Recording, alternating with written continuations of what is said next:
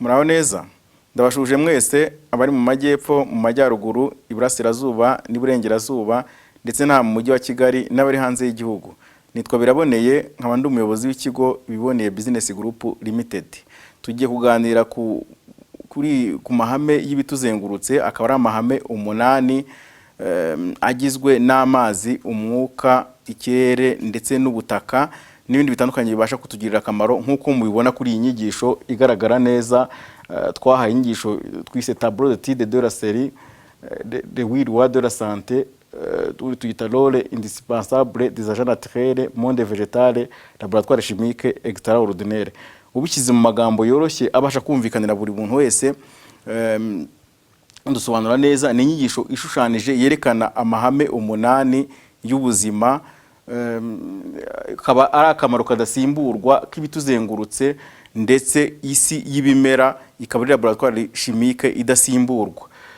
Nkuko bigaragara duhereye ku gace ka mbere, korone ya mbere, turerekana akamaro k'ibituzengurutse, ariko dufatiye ku biribwa byo twise pouvoir créatif des végétaux médicaux aliments, imiti dukomora mu biribwa. Aho ku itangiro twerekana ibyo twise une bonne utilisation des aliments, twerekanye akamaro k'ibinyampeke, akamaro k'imbuto, akamaro k'imboga, akamaro k'ibinyamisogo ndetse n'akamaro k'ibinyamavuta. Hanyuma mu buryo bwo kugenda twerekana buri kimwe twerekanye akamaro ka seleri, akamaro igira ku nzira z'inkari, imyanya y'inkari murabizi ko ari ingenzi ku buzima bwa muntu. No kuvuga ibyo kurya igihe twabiriye, tukanywa amazi, ni nangomba ko imyanda idusohokamo. Aha rero bigaragara ko seleri ari ingirakamaro. Nyamara akaba ari ibindi bimera biri mu muryango umwe, birimo nk'icyo twita mero, pasteke, aitisho, asperge ndetse n'ibindi bimera, ariko bikoreshwa nk'ibiribwa. Nyamara bikaba bigira akamaro icyarimwe ko kuvura ndetse no gukingira icyarimwe, nk'uko umuhanga w'ikirangirire Dr Pamplona Roger yanditse igitabo akita Guide des aliments et des pouvoirs créatifs, yerekanye akamaro k'ibimera bitandukanye. Ibyo bimera birimo ariko ibi byo muri urwego bibasha gufasha mu nzira z'inkari yabivuzeho, abivugaho ndetse no mu buryo bwihariye. Hari ibindi bimera rero nabyo by'ingirakamaro ariko bifatwa nabyo nk'ibiribwa, bifatwa nk'ibigendereye gutunganya umubiri mu buryo bwo gukuramo ingese, tuvuga ko ari antioxidant. No kuvuga ngo bikuramo ingese, bikuramo imyanda, bidukingira ibyago byakagombye kudukururira kanseri, n'ibyo twita free radicals. No kuvuga ni imyanda ikomoka mu byo twariye, ikomoka mu bituzengurutse, nk'amamashini, amatelefone n'ibindi bintu bitandukanye bibasha kutwanduza. Ahangaha rero ibi bimera byo muri urwego birimo nka orange, birimo ibindi bibarirwa mu rwego rumwe, birimo nk'indimu, birimo mandarene, birimo kwita pamplemousse cyangwa se bisacunga. Ibi bimera ni ingenzi. Ibi bimera twita les antioxidants ni ingirakamaro mu gukura imyanda mu mubiri no mu gutuma itagenda ngo itwangize ibe yadukurura kanseri. Aha rero hari ibindi bimera byo mu rundi rwego nk'ibyo twita laxative, birimo nk'izi twita prune, birimo amapapayi, birimo n'ibindi bimera bitandukanye by'ingenzi biribwa ariko bikaba bibasha no kudukingira icyarimwe.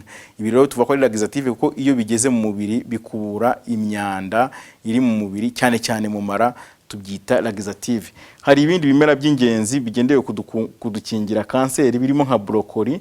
Brokoli ni nziza ku bantu bazikoresheje mu buryo bukwiriye, bibasha kudukingira kanseri z'uburyo bwose, dore ko kanseri ari kimwe mu byorezo bimereye n'abantu iki gihe. Ni ukuvuga rero gakorone ka mbere kuri iyi tableau d'étude yacu, cyangwa se kuri iki gisho mbonera cyacu twigisha, kinagendereye gishobora kudukangura, gishobora gukangura abashakashatsi n'abandi bahanga mu byerekeranye n'ubuzima kuba baheraho bagakora ubushakashatsi butandukanye. Aka gace ni ingenzi. Abahanga bagenda berekana ingingo zitandukanye ku byerekeranye n'ubuzima, ariko cyane cyane bufatiye ku mirire. Bakavuga ko turi ibyo turya nusumusoke numanje, kuva ibyo twariye bifitanye isano n'ubuzima bwacu bwa buri munsi. Ni ngombwa kubiha agaciro, bifite umwanya w'ingenzi. Aka gace rero k'ingenzi kwise pouvoir créatif des végétaux cyangwa se médicaux aliments ni ingenzi kuri tableau d'étude yacu. Twese biratureba, ni ngombwa ko tubiha agaciro kandi tukabitekerezaho ku buryo bukwiriye, nk'uko abahanga bagiye babyerekana. Muri rero twavuzemo nk'uyu muhanga Dr Pamplona Roger mu gitabo cye gitangaje yise Guide des aliments et des pouvoirs créatifs, harimo abandi bahanga nk'uwo twita Dr Jean Senyare. Dr Jean Senyare ni umuhanga wanditse igitabo akita l'alimentation la troisième médecine, yavuzemo ingingo zitandukanye, yerekana yuko hari ubuvuzi bw'uburyo bwa mbere, ni ubuvuzi karemano cyangwa se médecine traditionnelle, hari ubuvuzi kandi bw'uburyo bwa kabiri ibyo yise medecine douce, ni ubuvuzi bugizwe na reflexology, massage n'ubundi buvuzi butandukanye, atariko ibiribwa byo n'akamaro kabyo bifite agaciro gatandukanye kandi k'ingenzi tutagomba gukinisha cyangwa se gusimbuza. No kuvuga rero iyi korone cyangwa se aka gace ni ingenzi cyane tugomba kugatekerezaho. Hagiye herekanwa ibintu bitandukanye birimo nka courgette, birimo ikigori, birimo ipapayi, birimo inanasi, birimo brocoli, ariko birimo n'ibindi byose bitashyizwanga ko byose bitabasha gukwizwamo, ariko berekana akamaro kabyo, aho batweretse yuko ibiribwa cyane cyane bikomotse ku bimera, cyane cyane nk'uko nanone n'ibimera byo mu gasozi bimeze, ibi ni ingenzi ko bishobora gukora icyarimwe nk'umuti, ariko kandi bikanakora nk'ibigendereye kudukingira, bikaba rero bishobora kugira avantage nziza ku buzima bwacu, kandi bikaba bitagira ibyo twita effet secondaire. Ni ukuvuga igihe bikoreshejwe mu buryo bwatoranijwe neza, ni ingenzi mu kubasha gukingira ndetse no kuvura indwara zitandukanye zigenda zangiza ubuzima bwacu. Iyo tugiye rero kuri aka gace ka kabiri nako arahambaye, korone ya kabiri twise les plantes médicinales pré-utilisées en phytothérapie moderne, no kuvuga ni ibimera by'ingenzi bigendereye kuvura, bikunda gukoreshwa cyane mu buryo bw'ubuvuzi bukoresheje ibimera. Muri byo rero bitandukanye harimo igikakarubamba cyo twita aloe vera, harimo igisura cyo kwita ortie grande, harimo umwenya twita menthe poivre, harimo cyo twita oze de pré cyangwa se umufumba, harimo cyo kwita mauve, harimo ibimera bitandukanye byagiye byerekanwa, bimwe mu byo twagiye turobanura, ariko twifashishije igitabo cy'uriya muhanga Dr Pamplona Roger yise Guide des plantes médicinales. Hanyuma yerekana ibimera bitandukanye, yerekanye ibimera bigeze kuri 400, hanyuma ahugurira abantu kumenya kubikoresha mu buryo bukwiriye.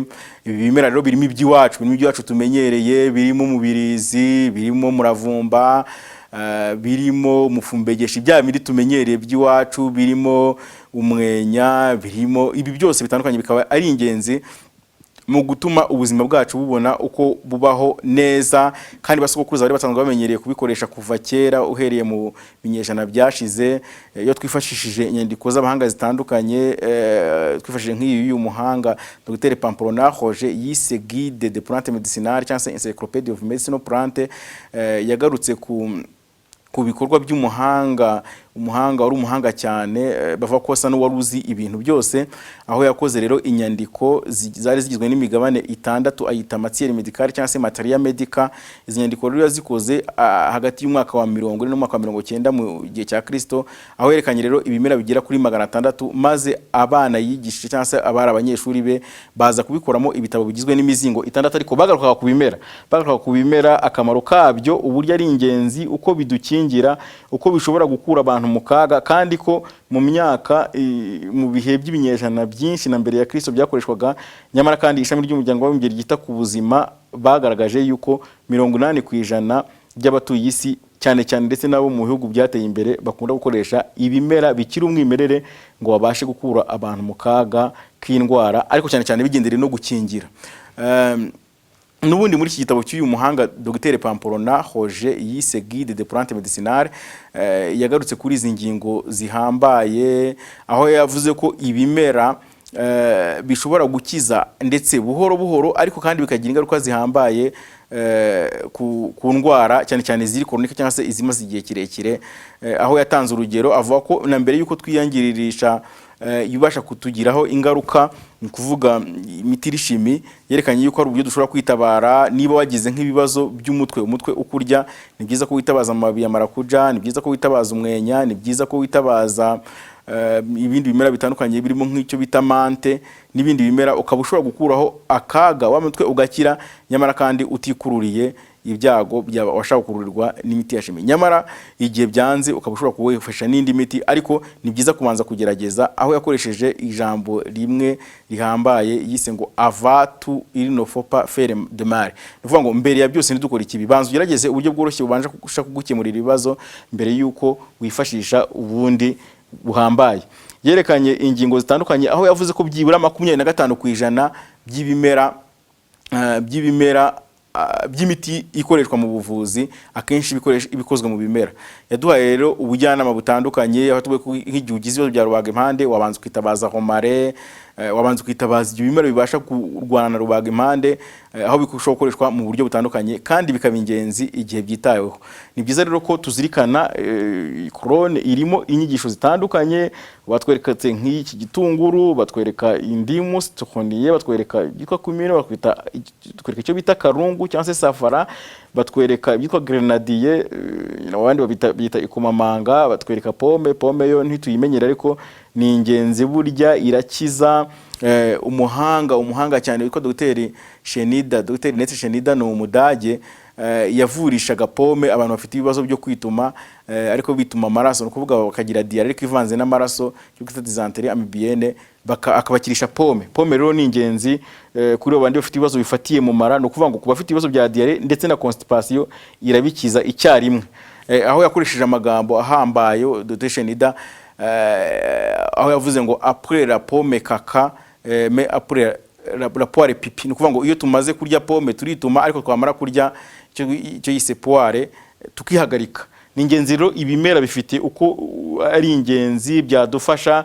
Nk'iki twita risi, ni ikibonobono ntekereza ko abantu bakimenyereye.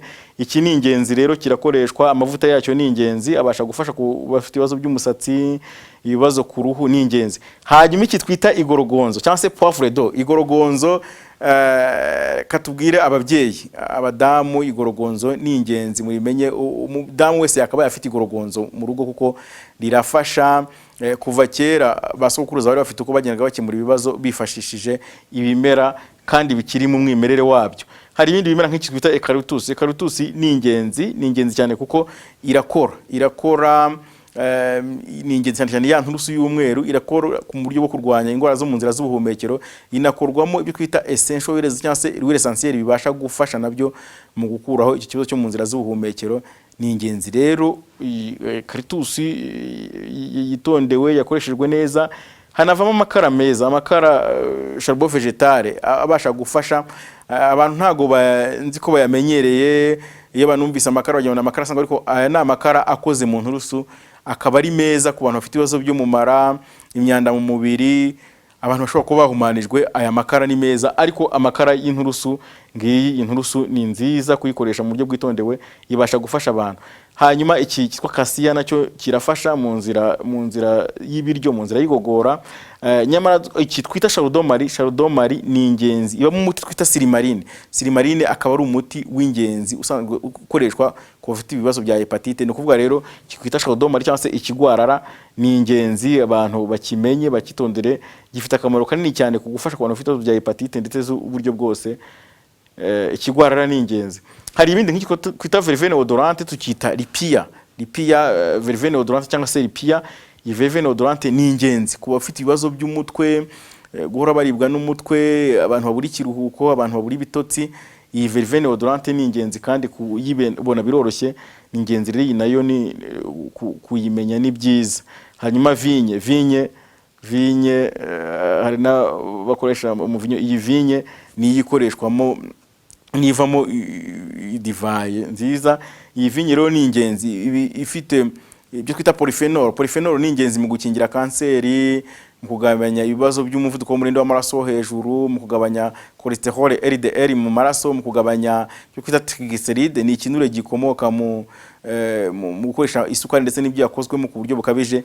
Iyi vigne muyirebe ni nziza, muyiteho, kandi ibyakozwe nabyo biba ari ingenzi iyo byakoreshwa ku buryo bitabasha kwangiza umuntu.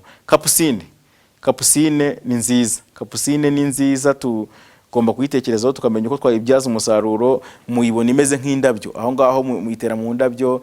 Ariko igihe umwana yafashwe n'ibibazo byo mu nzira z'ubuhumekero, yafashwe n'inkorora, yafashwe n'ibicurane, iyi kapusine yayifashisha.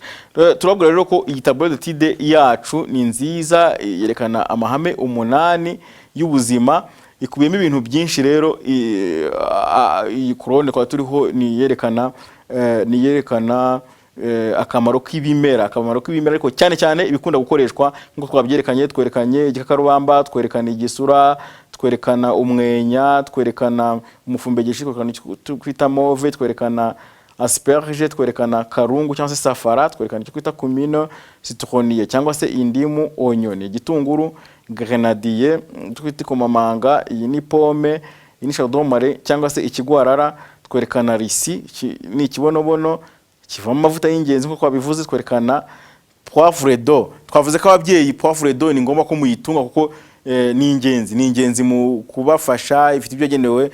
Nyuma twagira uko tugenda tubasobanurira wenda uko bigenda bikoreshwa, ariko iyi ni ingenzi. Karotusi twayivuzeho byinshi, twavuze verveine odorante, twavuze vigne, twavuga cassia, twavuga citronnier, tuvuga kapusine twavuze ko nubwo muyitera mu ndabyo mukabona ari ururabyo, ariko ni ingenzi, ni umutako, ariko ni ingenzi ko ikize kuri vitamine C. Vitamine C ikaba irusha cyane amaronji cyangwa se orange, nayo ikize kuri vitamine C, ariko kapusine iyiri hejuru cyane, bituma bayita ururabo rw'urukundo. Iyi kapusine ni nziza rero mu kuyikoresha kuko na aphrodisiaque, yongera uburyo bwo kubaka urugo, ariko ni n'ingenzi mu gutuma ubwonko bukora neza. Hanyuma leze cyangwa se izi nkeri nazo ni nziza. Inkeri nazo zirafasha mu gutuma abantu bafite ibibazo by'umutima, ariko inakingira n'ibibazo nyine babasha kwatakwa n'ibibazo by'umutima. Inkeri ni nziza. Aha rero abahanga berekana yuko ibimera ni byiza, byabaye itangiriro cyangwa se uburyo bwo kubaka ubuvuzi kuva kera, kandi mu bihugu byinshi byateye imbere nk'uko ishami ry'umuryango w'abibumbye bigaragaza, ibimera byakoreshejwe mu buryo bwo gufasha abantu mu buryo bw'ubuvuzi ndetse no kubarengera no gutuma ubuzima bwabo bugenda neza. Murumva rero dukurikije uko iyi tableau d'étude yacu yubatse, harimo ibintu byinshi bibasha kudufasha, bibasha kuturengera, tugenda tumenya niki cyadufasha, niki cyaturengera, kandi uko tugenda tubitwara gakeya bizagenda bidufasha. Uburyo bwo kubitegura nabwo bugiye bufite uko busobanuwe, hanyuma uburyo bwo kubikoresha, uburyo wabirobanura, imiryango y'ibimera, ni ukuvuga ahagiye harimo ingingo zitandukanye, haba kuri ibi biribwa, haba kuri ibi bimera byo mu mashyamba ndetse no mu mirima.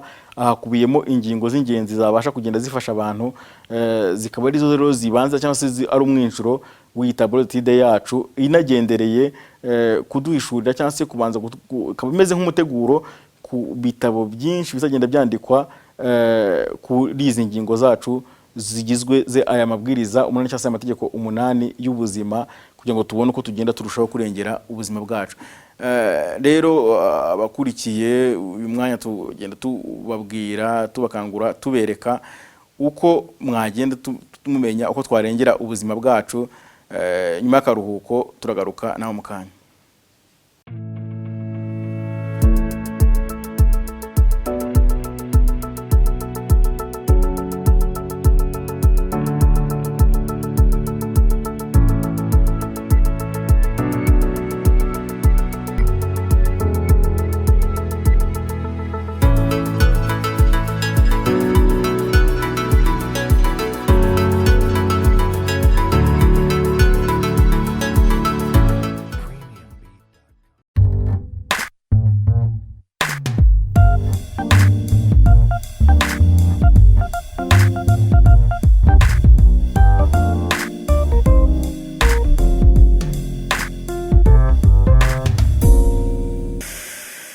Muraho neza, nitwa Biraboneye, murakaza neza mu kiganiro amagara mazima n'ubutunzi bw'ibanze.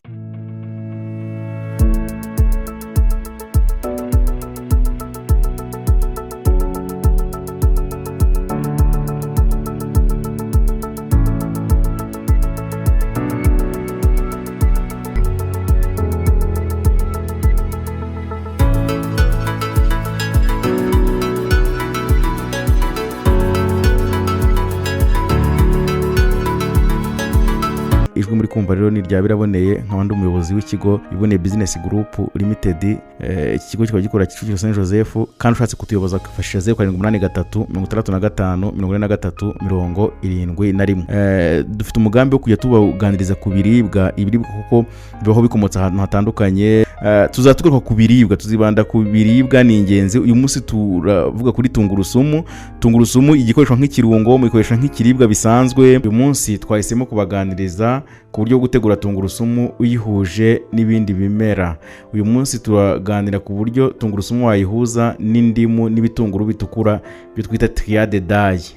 Kata indimu 5, ibitunguru 5 bitukura, sekura impeke 30 za tungurusumu, bihurize muri litiro y'amazi yabize birarane. Mu gitondo yungurura, unywa ikirahure kimwe mu gitondo, ikindi saa sita, ikindi nimugoroba. Ni ukuvuga n'inshuro 3 ku munsi. Ibyo wakoze umunsi bikabirangiye, ugakora ibyo uzakoresha ejo, maze ukarangiza iminsi 15. Iki kinyobwa muti cyacu cyangwa se boisson homemade kizafasha abantu bafite ibibazo bikurikira: abatituma neza constipation, abafite ibibazo mu nzira z'ubuhumekero, ababura peti, by'umwihariko abafite ikibazo cy'umuvuduko w'umurindi w'amaraso wo hejuru hypertension arterielle.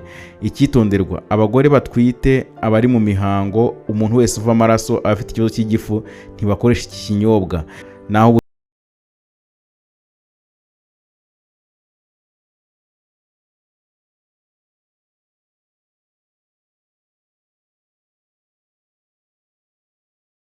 bw'ibanze.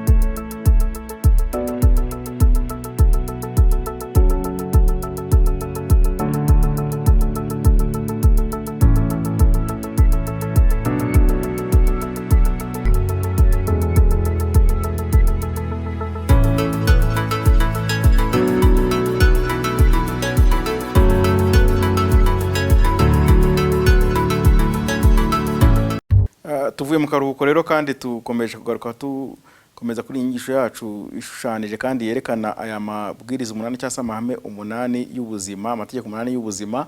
Aha rero tugeze noneho tugiye kuri ubu buryo bwa traitement naturel ndetse n'ibyo kwita théorie des signes.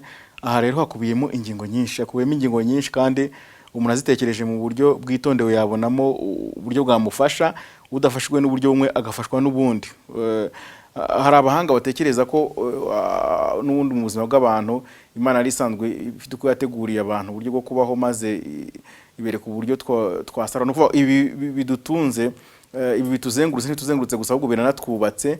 Ni ukuvuga amazi, umwuka, ubutaka, ndetse buri kimwe bigiye bifite uko bitubeshejeho. Aha rero urebye kuri aha turi bitwita phytotherapy, ni bwa buryo nyine n'ubundi bwerekana uburyo bw'ubuvuzi bukoresheje ibimera basogokuruza kuva kera bari basanzwe bafite, nyine uko bategura ibimera bikaba byabafasha mu buryo bumwe babivuguse, ubundi bakabyisiga, ubundi bakabirambika ku bice bimwe by'umubiri byarwaye. Bajyaga babyifashisha bavura ibibyimba, bavura abagore batinze kubyara, babivurisha abantu batandukanye, babikemuza ibibazo bitandukanye. Iyi metode rero y'ubuvuzi twita phytotherapy ni uburyo bw'ubuvuzi bwa kera kandi bw'ingenzi, bukoreshwa hirya no hino mu bihugu. Mbe muri ubu buryo bw'ubuvuzi bwa karemano, ibi twita phytotherapy bifite umwihariko uhambaye mu byerekeranye n'ubuvuzi bw'umwimerere. Phytotherapy cyangwa se kuvurisha ibimera bibitse amabanga menshi. Ni ukuvuga ibimera bishobora gukoreshwa ari amababi, bishobora gukoreshwa ari tije cyangwa se ari igihimba, bishobora gukoreshwa ari imizi, bishobora gukoreshwa ari imbuto, ndetse kandi bishobora gukoreshwa ari udutwetwe cyangwa se ibyo twita fleurie. Ni ukuvuga ibimera bishobora gukoreshwa mu buryo butandukanye kandi bigakemura ibibazo bitandukanye. Aha rero ibimera turakangurira abantu gukomeza kubiha agaciro kuko bifite icyo bivuze mu buzima bwa muntu, kandi ndetse no kubibungabunga kuko kugira ngo bikomeze bitugirire akamaro ni ngombwa kubibungabunga no kubiha agaciro, ntidupfe kubyangiza, kuko niba ikintu kigufitiye akamaro ntago wacyangiza, ahubwo bifite uko bitegurwa. No kuvuga ibimera bifite uko bihingwa, bifite uko bisarurwa bifite uko bitegurwa bifite igihe bisarurirwa bifite amabwiriza bigenga.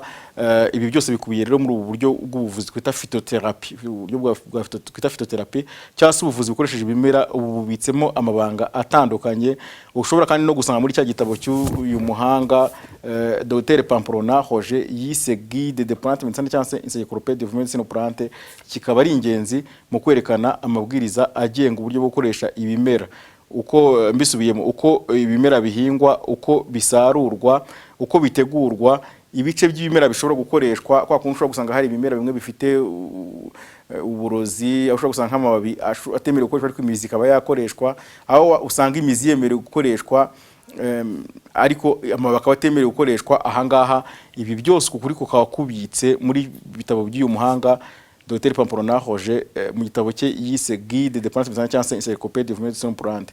Hanyuma uburyo bwa kabiri nabwo iyi nayo ni méthode nziza twita diétothérapie, aho batubwira ngo plus jamais malade grâce aux aliments, kuvuga ngo nta murwayi uzongera kubaho bishingiye ku biribwa. Aho bakubwira ngo votre santé et dans l'assiette, no kuvuga ubuzima bwawe buri ku isahane. Ubuzima bwawe buri ku isahane no kuvuga ngo isahane ishobora gutuma ubaho neza cyangwa se ukabaho nabi igihe waba ubyitwayemo nabi. Ahangaha rero dufite byinshi tuvuga, aho twifashishije nka kiriya gitabo cy'uriya muhanga Dr Jean Senyard yise l'alimentation la troisième médecine, aho yerekanye yuko ibiribwa byatoranijwe neza bishobora kuba ingenzi kandi bikaba byafasha abantu. Hanyuma Dr Pamplona Roger uri mu Espagne none twakumuri tuvuga mu gitabo cye kiriya gitabo cye yise 250 recettes pour prévenir et guérir, ni iki ngiki. Ahangaha naho hakubiyemo amabwiriza menshi kandi y'ingenzi ashobora gufasha abantu. Harimo uburyo bwo gutegura ibiribwa, imitsima ikoze mu binyampeke byuzuye, igikoma, uburyo bwo gutegura amasose atandukanye ariko akozwe mu bimera, uburyo bwo gutegura ibintu bitandukanye kandi bikaba bishobora kuba ingenzi. Aho mu ijambo ry'ibanze yavuze ko abantu benshi basa n'abarambiwe gukoresha ibintu birura, atari ko ibimera byatoranijwe neza cyane cyane ibiribwa bishobora gufasha ndetse no kurengera abantu, bikaba bishobora kubakura mu kaga igihe hari ibibazo by'uburwayi byabateye. Hanyuma ibiribwa bivugwaho byinshi, ibiribwa ndetse n'uburyo bikoreshwa mu buvuzi bivugwaho byinshi, aho hagaragara ari byinshi twabivugaho twifashishije nk'igitabo Guide des aliments et des pouvoirs créatifs. Guide des aliments et des pouvoirs créatifs ni iki gitabo Guide des aliments et des pouvoirs créatifs ni igitabo cy'ingenzi cyerekana akamaro k'ibimera. I mean ibiribwa icyo ari cyo. Ibiribwa bibaho bikomotse ahantu hatandukanye, aho ushobora gukomoka mu biribwa, ibintu bikomoka ku bimera, bishobora gukomoka ku nyamaswa ndetse n'ahandi hatandukanye. Nyamara rero kandi ibi bimera biribwa bigiye bigabanijemo uburyo butandukanye. Hari imbuto, hari imboga, hari ibinyampeke, hari ibinyamisogwe, hari ibikomoka ku nyamaswa, hari amafi, ni byinshi. Muri ubu buryo rero bigenda bigaragara uruhande rwiza ndetse n'uruhande rubi, kuko nta kitagira kote negatifu na kote negatifu, na kote positifu. Aha rero tugenda twerekana buri kimwe n'uburyo umuntu yagenda abibonamo umusaruro igihe yabikoresheje neza. Ibiribwa rero ni ingenzi kuko twavuga ko iyi metode igiye byakoreshwa nk'ubuvuzi birimo uburyo butandukanye, aho bishobora kurobanurwa bikaba byagira akamaro. Hari nk'ibiribwa bishobora kurobanurwa bigakoreshwa nka kire, hari nk'ibyo kwita kire detox cyangwa se detoxification, tunayita kire par excellence. Ni kire y'ingenzi ishobora gukorwa mu mboga ndetse no mu mbuto zarobanuwe neza, nyamara bigakoreshwa nk'ubuvuzi, bikinjiza mu mubiri bya bibigize byo kwita décomposage des aliments, maze bigakura imyanda mu mara. No kuvuga bikora mu myanya ine y'ingenzi yo twise 4 voies d'élimination. No kuvuga bikora mu mara ni laxative, bikora mu mpyiko ni diurétique, cyangwa mu nzira zo kwihagarika, bikora mu nzira z'ubuhumekero ni balsamique, kandi bituma imyanda isohokera mu ruhu ni sudorifique. Ni ukuvuga rero ibi biribwa byatunganijwe neza, byateguwe neza. Ubuzima bwacu bushingiye ku isahane, ubuzima bwawe bushingiye ku isahane. Nk'iyo twifashishije igitabo cyanditswe n'Abanyamerika babiri cyiswe Health Power, aba bahanga beretse yuko ubuzima bwacu, urupfu rwacu tumeze nk'abarusarura ku isahane, aho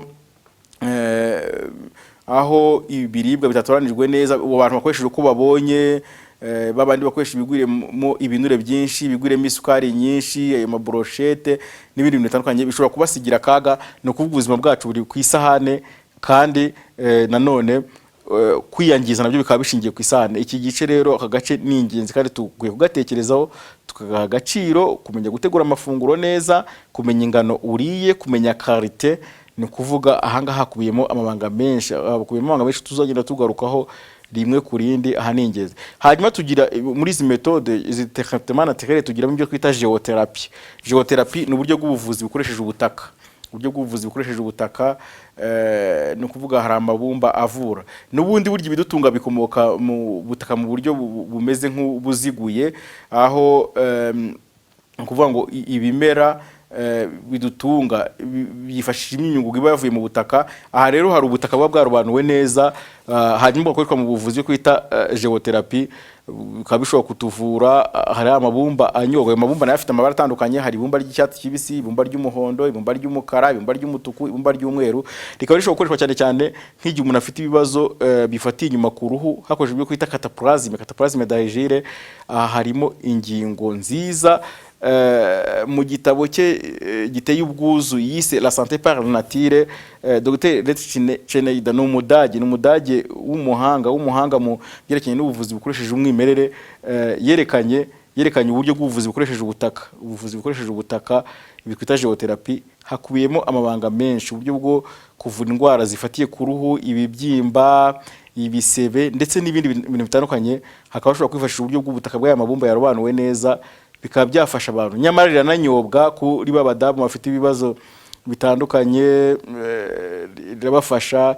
Hari abafite ibibazo byo kubura imyunyungugu, cyane cyane iriya bumba ry'icyatsi kibisi baribitsemo uburyo butandukanye, ariko iyo ryatoranijwe neza, iyo riguzwe ahantu hizewe, ahantu hazwi, iri bumba ry'icyatsi kibisi ni ingenzi. Tugiye tugaruka kuri uburyo bumwe ariko hari ubuvuzi bundi nanone bw'ingenzi bwo kwita hydrotherapie, ariko cyane cyane bwo kwita bain de siège. Ni uburyo bw'ubuvuzi nanone bwakoreshwa abantu bicaye mu mazi. Aya mazi bashobora kwicaramo yonyine, ashobora kuba konje, ashobora kuba ashyushye, ashobora kuba ari akazuyaze, cyakora hari abatemerewe kubikoresha. Ibi nabyo tubigarukaho.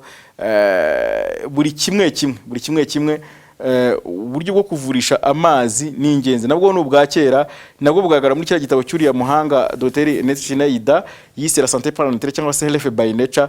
Aha yerekanyemo uburyo abantu bavurishaga amazi kuva kera, Abanya-Israeli, Abanyamisiri, Abanyasiriya, Abanyababuloni. Uburyo bw'ubuvuzi bukoresheje amazi twita hydrotherapie bwarakoreshwaga. Amazi akoreshwa mu buryo bwinshi, ntabwo ari bain de siège yonyine.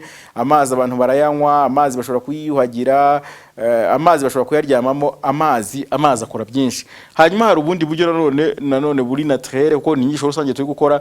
Hari uburyo bwa massage, ibyo kwita reflexology. Izi ni metode naturel nziza zikoresha uburyo bwo gukanda, gusunika ndetse no gukuba. Bikaba bishobora gutuma ibice by'imbere mu mubiri byabaye inactive, bitagikora neza, byongera bikaba bizima, byongera bigakanguka. Aho rero hifashishwa uburyo bwinshi bushobora kunanura umubiri, bushobora gutuma habaho relax, maze ingingo z'umubiri zikongera zikagira imbaraga. Hanyuma akandi gace k'ingenzi rero kari muri corone cyangwa se muri iki gice, ubu buryo twita théorie des signes, byo kwise comment on a découvert les propriétés des plantes. Ni uburyo bavumbuye ko ibimera bivura. Hari abatekereza ko Imana ishobora kuba hari ubutumwa yakize mu bimera, aho uwitegereje nk'iki kwita orange cyangwa se ironji, urabona ko kimeze nk'umutima neza. Ibi rero nibyo kwita théorie des signes. Ikaba ari teori y'aba bahanga, harimo nk'uyu twita Hippocrate, aho yerekanye ko yagiye yerekana ibintu bitandukanye. Ufashe nk'iyi orange, urabona ko ikibabi cyayo kimeze nk'umutima. Bakaba baratekerezaga rero ko na kera hatariho laboratoire, batekereza ko amababi ya orange ashobora gufasha ku bafite ibibazo by'umutima. Aho rero ubushakashatsi bubereyeho, laboratoire zibereyeho, biza kugaragara neza kuko n'ubundi nubwo hajya habaho kayi gusosiyoneri, ariko akenshi ikimera kimeze nk'urugingo rumwe rw'umubiri, igice cy'ikimera kimeze nk'urugingo rumwe rw'umubiri gishobora gufasha icyo gice. Yenda nk'icyo kwita ginseng, hari abakizi, kiteye nk'umubiri w'umuntu neza, giteye nk'umubiri w'umugabo, kikaba gikora rero na aphrodisiaque. Gifite ko gifasha uburyo umubiri wose, cyane ibyorekeranye n'imbaraga za kigabo. Urebye nk'iki twita nuwaye imeze nk'ubwonko neza neza, imeze nk'ubwonko, bikagaragara rero yuko ishobora gufasha ku bantu bafite ibibazo by'ubwonko, umunaniro w'ubwonko, kwa kwibagirwa twita perte de mémoire. Nuwaye ni ingenzi. Hanyuma cyitwa pulmonaire, kimeze nk'bihaha, kikaba gishobora gufasha nabo ku bantu bafite ibibazo by'ibihaha, imbaraga nkeya, bafite bya bronchite, ibi bibazo byose. Aha rero aka gace kwita théorie des signes, umuntu yanakavugaho byinshi. Ntekereza ko abanyarwanda nabo niko bagendaga bavumbura ibimera bivura, aho usanga ibimera bivura intoki, nk'igihe urutoki rwagize ikibazo usanga baruvurisha ibimera biteye nyine nk'intoki. Intoki wabakopeza gake nk'amababi y'imyumbati, hari ibindi bimera nabyo bigiye biteye nk'intoki, bijya bimera rero bijya bivura. Muzumva amazina bagiye babyita, kumva bafashe ikimera bakise umunazi, bakise umusendabazimu, bakise urugaro, amazina atandukanye. Ari amazina twarayasanze tuzanayasiga. Uko byitwaga nuko buriya rero bigiye bifite isano bifitanye n'uburyo bw'ubuvuzi. Aha rero twavugaho byinshi muri aka gace, ariko ibyo twagiye dukora bifitanye isano n'ubu buryo bw'ubuvuzi. Imirongo migari igiye irimo imiti yoroheje, ibyo twita remede simple.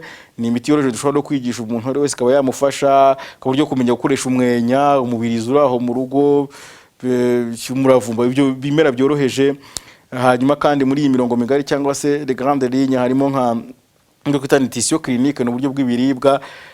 Hanyuma hakaba n'ibyo kwita muri iyi mirongo migari mu twise for silent class disease and special natural treatment. Tuzagenda tubigarukaho twerekana mu byo tugenda tugarukaho harimo izi ndwara enye zica bucece, ndetse kandi n'uburyo bwo kuzivura bworoheje kandi bwihariye, bukaba bishobora gufasha umuntu. Hanyuma hari ibyo kwise practical guide for any situation, ni uburyo buri pratique bwo kwereka umuntu uburyo yabaho no muri situation yose yagezemo, bya bindi bikwadukira byakugeraho ugasanga wabuze uko wifata. Ibi nawo n'umurongo mugari umwe mu nyigisho zacu z'ingenzi.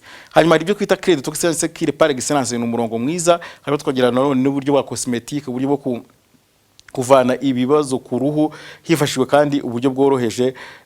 Ibi byose none harimo uko uburyo bwagiye bukoreshwa kugira ngo ibi buryo bigende bivumburwa, izi centre de recherche, twagenda twerekana buri kimwe. Hanyuma tugiye kuri iyi corone, nigeza ko tuhavuze ibintu by'ingenzi.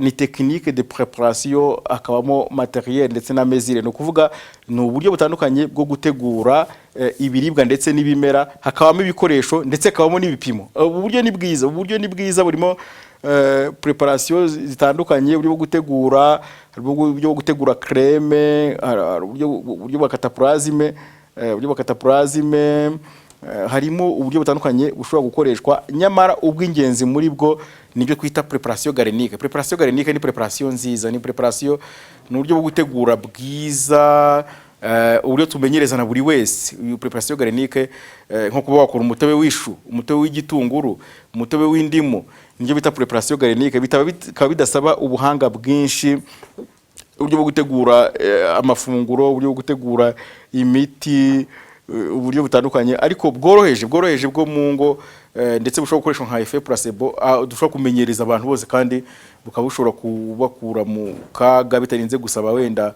ubushobozi bwinshi bukaba bukwerekera kwa muganga cyangwa bwo kwegera abaganga, bukaba bwakoreshwa ariko ubundi bwagiye bunanirana. Hanyuma tugiye nko kuri ibi bikoresho materiel, ibikoresho birimo iyi mashine ni nziza, ikoreshwa mu buryo bwo gutegura ibimera bihumura, ariko tukavana n'ibyo kwita essential oils cyangwa se l'huile essentielle. Aho murabona ahangaha uyu ni umuriro, aya ni amazi, ibi ni ibimera. Aha barerekana rero ukuntu biza kugera igihe bakoresha ibyo kwita distillation, hakavamo ibyo kwita essential oils. Aho izi essential oils nazo cyangwa se l'huile essentielle zirimo ziratandukanye. Harimo nk'iyo twita ecaritor ikabiva mu nturusu, kuko ibimera nabyo nk'inturusu ni ikimera cyiza, ni ikimera gikoze ku buryo gihumura. Hanyuma hari ibyo twita mantoro nayo ni essence iva mu mwenya kumwenya tuyita mante, hakaba n'ibyo kwita timoro bishobora kuva mu kimera cyitwa time cyangwa se teyi ku bayimenyereye. Ni ukuvuga rero mu buryo bwa materi cyangwa se ibikoresho harimo iki gikoresho cyiza, hanyuma akaza twise marete de secours, nayo ni ifite uko ari ikora ubutabazi. Nyamara tugiye dukomeje ku bikoresho, hari nk'izi machine utilisées pour élaborer les boissons, ni za machine zo mu rugo zirimo nk'iyi prestoro, zirimo nk'iyi blender juice. Izi machine turerekana ibikunda kwifashishwa mu gihe abantu bari mu rugo, wenda izindi zo zikoreshwa mu buryo bwo gutegura imiti, ariko izo ni mu rugo igihe ushaka gutegura imiti imwe n'imwe nk'ikakarubamba, nk'indimu, nka tungurusumu, nk'ibitunguru, ni ngombwa gutunga izi mashine kandi ntago bigoye kuko tugira n'ibindi bijya bigenda amafaranga, ariko mu rugo iwawe hakabaye hari izi mashine ntago bigoye. Aha rero naho ni ingenzi kuhatekerezaho no kumenya ni ibihe bikoresho by'ibura umuntu yagombye kuba tunze mu rugo. Nyamara kandi ibipimo nabyo kuri mezire, hari ibipimo bikunda kugaragara mu rugo, aho kwiyera cafe twita kwiyera soupe, ni tiko twisumbuye, akaba n'utu dutase n'uturahure, utu natwo akagace kerekana uburyo butandukanye bwo gutegura iyi preparation yihariye twita preparation galenique. Hakaza izi materiel zirimo iyi mashini itunganya essentiel ikoze mu nturusu. Hakaza ni twita marete de secours ufite uko ikora ubutabazi bw'ibanze. Hakaza n'izi mashine nazo nziza, ndetse hakaza ibipimo noneho ahangaha.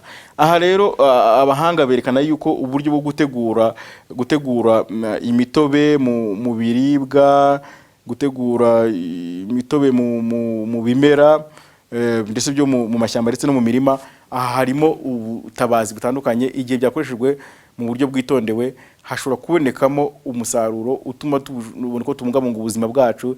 Igihe abana nko mu rugo, igihe abana hari akabazo gatoya kababayeho, igihe umwana afite akabazo mu mara, igihe umwana natwe bakuru ni byiza gutunga utu dukoresho, ni byiza kubona ibibasha kudufasha.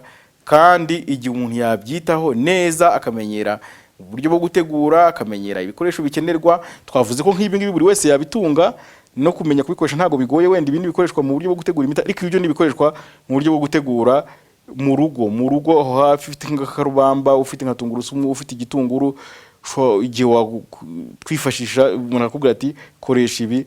Ahangaha uburyo bwo gutegura ni ingenzi. Aka gaciro nako ni ingenzi, nako kazagenda kagarukwaho muri bya bitabo tuzagenda dutegura. Aha hantu tuzahatindaho kugira ngo tubone ko tubamurikira cyangwa tubahishurira amabanga ahishwe mu bimera. Ahangaha rero bitabo byifashishijwe nanone hategurwa agace, harimo nka kira kwise guide de plantes médicinales cya Dr Pamplona Roger, guide de plantes médicinales cyangwa encyclopédie de médecine plante. Harimo iyi 250 recettes pour prévenir les guérir, n'uburyo bw'150 bwo gutegura amafunguro. Harimo kwisa santé par les boissons, aha naho habitsemo amabanga n'ubuzima dukomora mu binyobwa. Aha rero tuzagenda tubereka uburyo bwiza bwagiye bwerekanwa bwo gutegura ibimera, bwo gutegura amafunguro, ibikoresho byagiye bigomba gukoreshwa, ibipimo. Aha tuzerekana ikintu ku kindi. Muraritswe rero gukomeza gukurikirana inyigisho ni buhoro. Nyuma y'akaruhuko turagaruka none dukomereza ku bindi bice by'ingenzi.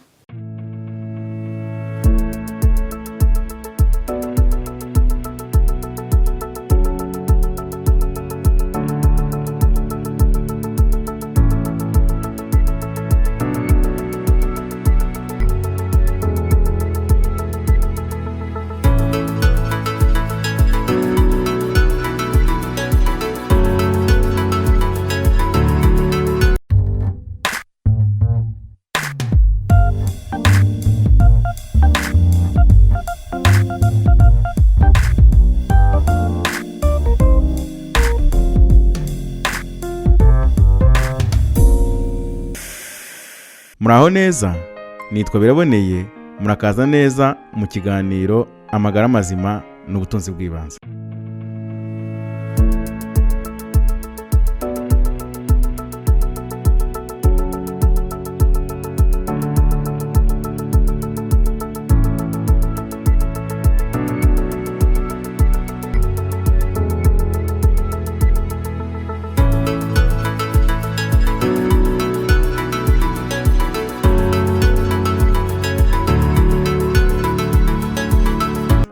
ndumva rero ni rya biraboneye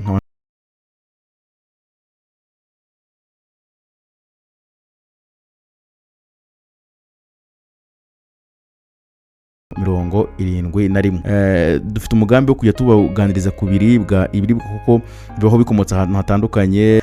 Tuzatugaruka ku biribwa, tuzibanda ku biribwa ni ingenzi. Uyu munsi turavuga kuri tungurusumu. Tungurusumu igikoreshwa nk'ikirungo, mu ikoresha nk'ikiribwa bisanzwe. Uyu munsi twahisemo kubaganiriza ku buryo bwo gutegura tungurusumu uyihuje n'ibindi bimera. Uyu munsi turaganira ku buryo tungurusumu wayihuza n'indimu n'ibitunguru bitukura byo twita triade d'ail.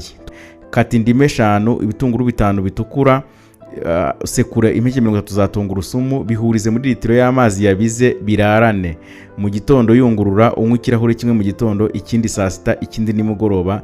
Ni ukuvuga n'inshuro 3 ku munsi. Ibyo wakoze umunsi bikabirarangiye, ugakora ibyo uzakoresha ejo, maze ukarangiza iminsi 15. Iki kinyobwa muti cyacu cyangwa se boisson homemade kizafasha abantu bafite ibibazo bikurikira: abatituma neza constipation, abafite ibibazo mu nzira z'ubuhumekero, ababura peti, by'umwihariko abafite ikibazo cy'umuvuduko w'umurindi w'amaraso wo hejuru hypertension arterielle. Icyitonderwa: abagore batwite, abari mu mihango, umuntu wese uva amaraso, abafite ikibazo cy'igifu ntibakoresha iki kinyobwa. Naho ubutaha.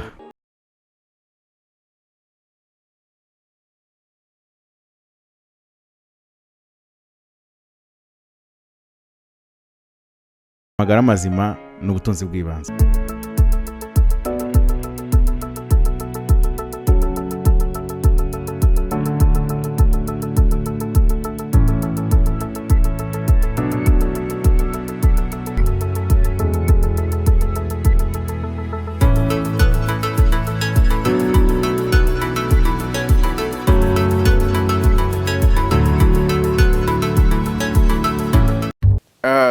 Tunagenda twerekeza ku musozo nyine nyuma y'aka karuhuko. Reka tujye kuri ibi twita statistique médicale, no kugerageza kwerekana uburyo imibare igaragazwa ku ndwara zitandukanye zigenda zangiza abantu. Ariko duhere nk'ubyo kwita malnutrition. Malnutrition ni uburyo bw'imirire mibi. Imirire mibi ariko ikaba irimo imigabane ibiri y'ingenzi. Hari ibyo kwita carence nutritionnelle, bikaba ari uburyo bwo kubura ibikenewe mu mubiri. Kwa kundi usanga abana babuze proteine mu mubiri, kwa kundi abana basanga babuze ubutare cyangwa se fer mu mubiri, ndetse bikaba bishobora no gukurura nyine ibibazo byo kubura amaraso byo kwita anemie. Uburyo bw'imirire mibi y'urwego rwa mbere cyangwa se bitwita carence nutritionnelle, ubu bukaba ari uburyo butari bwiza cyangwa se bushobora gutuma abana babura igikuriro, abagore batwite babura ibikenewe mu mubiri, ndetse bikaba bishobora gutuma abana bavuka badafite ibihagije bikenewe. Hanyuma hari uburyo bwa kabiri nanone bwa malnutrition cyangwa se bw'imirire mibi byo kwita suralimentation. Suralimentation ni kwa kundi nyine usanga abantu babyibushye kurenza ibikenewe. Ibi nabyo bikaba byaratewe no gukabya gukoresha ibigwiriyemo ibinure bikomoka ku matungo nk'amata, amagi, inyama ndetse n'ibindi binyabinure. Aha rero twita malnutrition kikaba ari ikibazo gikomeye. Ku itarike ya mbere y'ukwezi kwa 4 mwaka wa 2016 i New York ku cyaro gikuru cya ONU, ahari hatereye ni inama yavuga ku kibazo cy'imirire mibi. Hanyuma amashami yose ya ONU no kuvuga OMS, UNICEF ndetse n'andi mashami bagenda berekana uko ikibazo giteye, maze hafatwa ikiswe imyaka 10 yo kurwanya imirire mibi. Ngira ngo ni kopi nayo wabasanga kuri internet, ushatse kuri internet Assemblée Générale 2016 wahitubonamo iyi nyigisho kuri malnutrition byaba carence nutritionnelle cyangwa se suralimentation. Hanyuma hari izi ndwara none ziterwa n'ubwandu zirimo nka sida, zirimo hepatite ndetse n'izindi ndwara. Ushobora kubona nk'izi ndwara izi twise tuelle silencieux cyangwa se rwica ruhoze, zirimo indwara z'umutima, zirimo indwara z'umuvuduko w'amaraso, zirimo indwara nka diabete, zirimo ndetse n'uyu mubyibuho ukabije. Aha rero harimo bigenda byerekanwa bidukangura, aho ushobora gusanga nk'iyi raporo ya OMS yo mu 2003 yaragiye yerekana ko indwara nyinshi zica buhoro buhoro kenshi tuzikomora ku isahane. Aha rero ni byiza gutekereza no kwibaza uburyo twarwanya izi ndwara, dore ko ari naho twahereye dukora iyi projet twise For Silent Killers Disease and Special Natural Treatment Network. Ikaba ari umwe migabane cyangwa se mu mirongo migari yacu, aho tugenda twerekana izi ndwara zigabanije mu buryo bune, nyamara kandi hakaba hari uburyo kamere cyangwa se uburyo karemano bwo dushobora kuzirwanya. Hanyuma izi ndwara nk'itwa malformation congénitale nibigerageza kwerekanwa, ariko iyi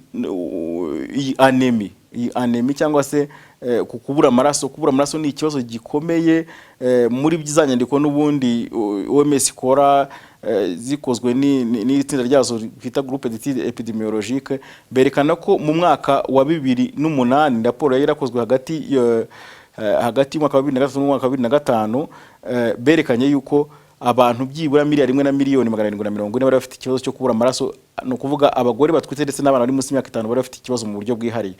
Hanyuma muri statistique médicale cyangwa se mu buryo bw'imibare igenda yerekana uko indwara zigenda zangiza abantu, ahangaha harimo stress nimbi, kuko aha muragenda mubona ibibazo igenda iteza mu mubiri, ko nka stress ishobora gukuraho icyerekezo, ishobora guca imbaraga umubiri, ishobora gutuma ubushake bwo gukora bushira. Mbese stress ni inkomoko y'ibibazo byinshi. Ahangaha rero hifashishijwe ibintu bitandukanye by'ingenzi, ifashishije izo shusho zitandukanye zagiye zikorwa kugira ngo twerekane neza ikibazo uko indwara zigenda zikwira. Ibi rero bikaba bizagaragara mu buryo bwihariye. Ahangaha tuzahatinda muri bya bitabo byacu bikoze mu buryo bw'uruhererekane uko bizagenda bikorwa. Hanyuma tugiye ahangaha kuri balance na evaluation, uburyo bwo kugerageza wowe dukurikije inyigisho yose uko yari ikoze, byagiye byerekanwa, byaba ibiribwa, byaba ibimera, byaba izi méthode naturelle, byaba uburyo bwo gutegura, byaba nawe none ugomba kwisuzuma ukareba. Hano hari pyramide ya Maslow, wo twita Abraham Maslow, yari umuhanga mu by'imitekerereze, yerekanye mu buzima bwa muntu gishobora kwereka kuri muzima. Dutinze nko kora aka gace ka mbere, hari besoin physiologique cyangwa se uburyo busanzwe: gusonza, kugira inzara, gushaka kurya, gukenera imibonano mpuzabitsina. Aka gace ka mbere nawe wakisuzumiraho niba ufite ibibazo bigendeye, ukaba ubura apeti, ukaba utakigira inyota, cyangwa ukagira inyota irenze, cyangwa ukagira apeti ikabije, cyangwa ukaba utakigira ubushake bw'imibonano mpuzabitsina.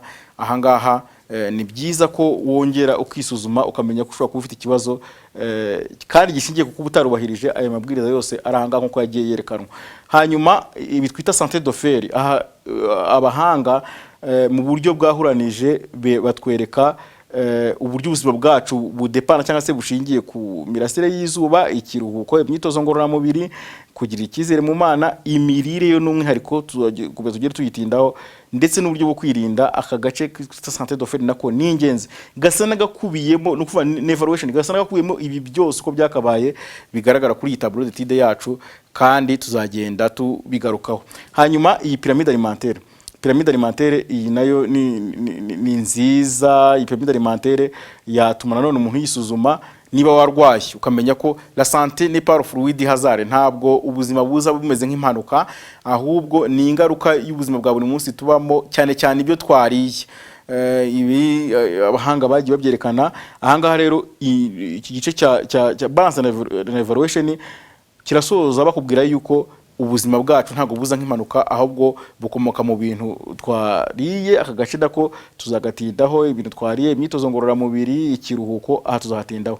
Aka gace ka nyuma rero karimo amabanga menshi, aka ko karahamagara nirarika mu kubereka izi reference cyangwa se ibitabo byifashishwe mu gutegura tableau d'étude, cyangwa se twafata nka road map, kuko kirabanziriza umushinga ukomeye wo gukora ibitabo bigiye bisobanura ku buzima. No kuvuga ahangaha ko dufite inzu y'ibitabo, une petite bibliothèque, ndetse n'ibyo kwita une petite discothèque, aho ushobora kubona nyine ibi bitabo ari hard copy ndetse n'ama soft copy. Aha rero harimo irarika, no kuvuga ngo rero ushobora kubona ibitabo byinshi bikorwa n'ikigo twita VE Santé, ni icy'abanya Espagne. Hari inyandiko z'abahanga, harimo nk'uyu Dr. wanditse igitabo kivuga kuri diabete. Hanyuma iki gitabo kiza nacyo dufata nka encyclopédie de plantes médicinales, cyanditswe n'uyu mugabo twita Paul Isere. Aha hakubiyemo uburyo bwinshi bwo gutegura ibimera uhereye kera kose, uko bitunganywa aha ni ingenzi. Hanyuma ikintu cyo kivuga ku mavitamine ndetse n'iki cy'uyu muhanga kwa Dr Jean Senyari kigise alimentation ratoze mu medicine n'ibindi. Aha rero naho herekana ko ubuzima bwacu ni nk'inzira nziza, aha ni inzira nziza pour conserver la santé, meilleur chemin pour conserver la santé, ni inzira nziza yerekana uburyo bwo gukomeza kubungabunga ubuzima bwacu. Aha harimo byinshi. Aha hepfo rero muri education et santé harimo uburere, harimo uburezi.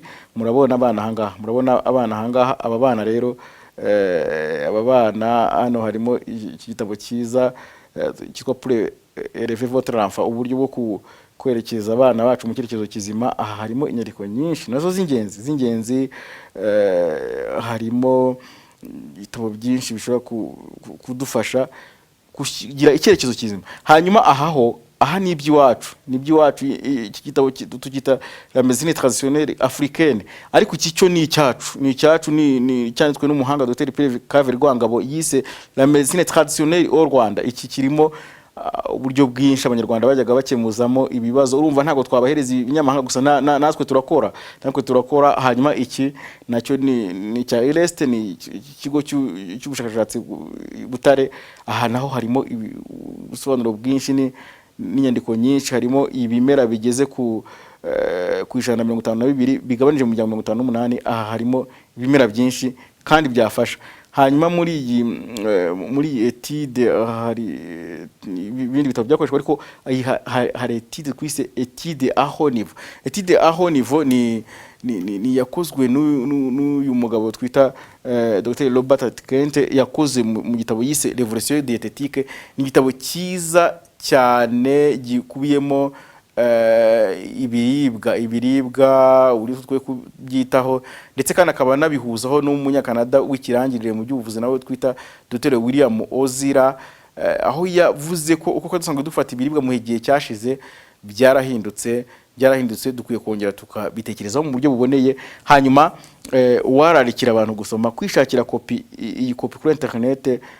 Ni raporo ya OMS yo mu 2003 yise Régime alimentaire, nutrition et prévention des maladies chroniques. Iyi raporo rero ikaba ari itsinda rya OMS ryitwa Groupe d'études épidémiologiques.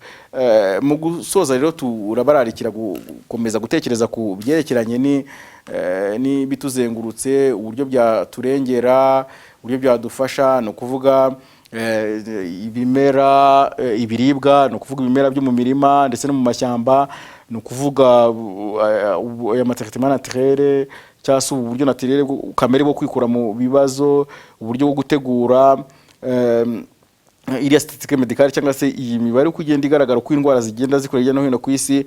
Iriya balance na evaluation, aho tureba iriya pyramide ya Maslow, aho igenda yerekana uko iriya pyramide yubatse. Harimo iby'umubiri wacu ukeneye bitwita santé d'offre, harimo inyigisho, iyi pyramide alimentaire.